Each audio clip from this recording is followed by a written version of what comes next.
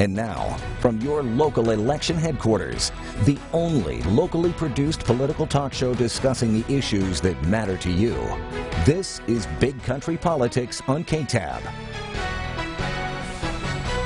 Thanks so much for being here for this week's edition of Big Country Politics. I'm Travis Reese. Victor Sotelo will join us in just a moment. All right, right now from your local election headquarters, we go to Callahan County. The sheriff's race there, some major chaos, 2 claims of stolen valor, and now both candidates are out.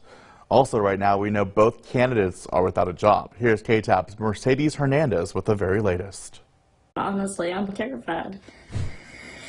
I'm terrified for me and my whole family. This Callahan County resident knows the defendant of a recently dropped case in the county, who she says beat her and more. Tore my clothes off and stole my vehicle and ran off. The defendant's case is the first to be dismissed by the county after the credibility of its arresting officer was called into question. That officer was Rick Jowers. I'm shocked that they've been dropped. I mean, I really am. The defendant was accused of possession of a firearm by a felon, and while he's currently in prison for another crime, he is up for parole soon. And now that this firearms charge won't come before a parole board because it's been dismissed, the case for keeping him behind bars is a little weaker. Do you think he'll come back here? I do. As that release date draws closer, so does Election Day. And if Jowers does win the title of sheriff, he says he won't take it, leading to the county's Republican Party chair and 4 precinct chairs to provide a new nominee. But those precinct seats are empty right now, leading to a lot of uncertainty in the county. There may be a whole lot of criminals that get away with things that they really should be held accountable for. While we await the results of the election, the district court is reassessing cases worked by Jowers and say they'll dismiss them on a case-by-case basis. However, this woman says she hopes that's a task leaders will take very seriously. For people like me, that it's scary. It really is. Also worth noting, Foley resigned from his position at the Clyde Police Department following those accusations. Both Foley and Jowers remain on the ballot officially, but several have stated that they would like to be considered as write-ins. Of course, we're following the latest on BigCountryHomepage.com. All right, now to our Eye on Dias. Last week, KTAB News broke the news that the proposed budget for the Pentagon includes retiring 17 B-1B Lancer bombers, 8 of those based at Dias. Congressman Jody Arrington, who represents much of the big country, including Abilene and Dias, saying he's trying to make sure only a minimal amount of the jets get cut.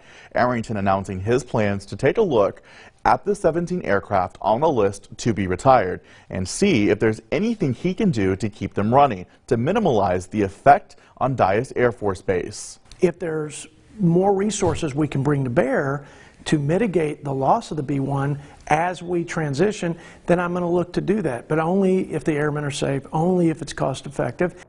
Of course, these cuts come with the addition of the new B-21 Raiders, which are still in the design phase. Arrington saying he expects those to be rolled out within the next 5 to 7 years, with several of those, including the educational area at Dias Air Force Base. Now to our Eye on Abilene. The Regional Victims Crisis Center is hoping to reduce the risk of violence and sexual assault in the Abilene community. Catherine Garcia tells us how.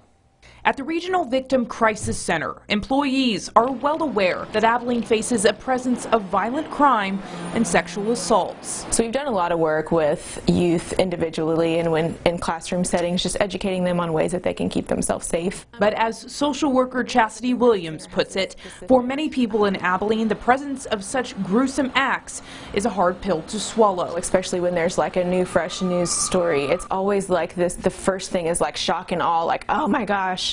There's no way this happened here. Through a $400,000 grant awarded by the Attorney General, the RVCC will form and maintain a community coalition, a collection of members of the community to combat violence and sexual assaults. I would really encourage anyone that has any interactions with people within your business, within your personal life, to come down and at least just voice your opinion or hear what's going on in your community. And then slowly but surely we can start looking at the fundamental things that are causing this victimization. The RVCC has conducted focus groups with Abilene teens to get their insight on violent crimes. One major reason for their knowledge in this area is social media. Whether you know it or not, or walking around and they're hyper vigilant about their safety. They're looking at things that when we were growing up we were not worried about. They're scared to walk down the street. They're scared to go to school. She adds that these teens also have little to do on the weekend, leading to some to get into trouble, and many stay plugged into their phones. But the risk for these violent acts are not limited to young people. Williams says the goal of this grant is to reduce and eliminate the risks of violence everywhere. For Big Country Politics, I'm Catherine Garcia.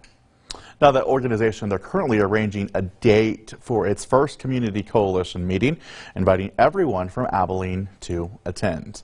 All right, still to come here on Big Country Politics, we're talking cotton in the Big Country. The cotton meeting was this last week. Find out more about the essential crop. We're back in 2 minutes.